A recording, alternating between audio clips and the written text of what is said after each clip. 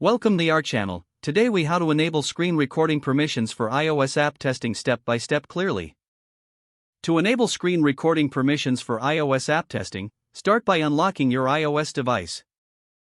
Open the Settings app from your home screen. Scroll down and tap on Privacy and Security. In this menu, look for Screen Recording.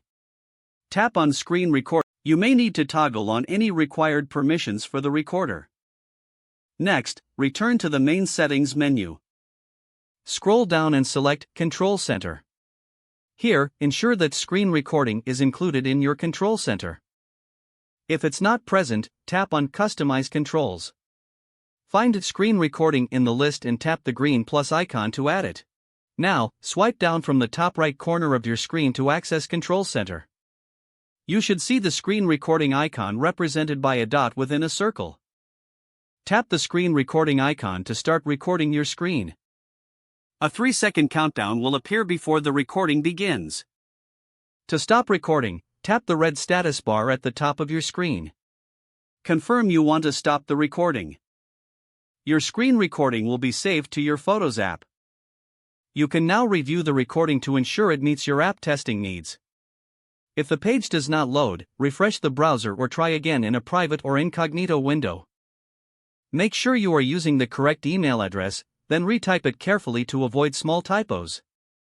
If your password is not accepted, use the reset option and create a new strong password you can remember. Check your spam folder for verification or security emails, then complete any requested confirmation steps.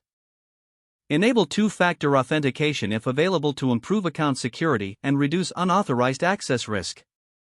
After signing in, review your profile details so your contact information and settings are accurate and current. If you see an error message, note it down and try again after restarting your device and internet connection. Log out when you finish, especially on shared devices, to keep your account and payment information secure.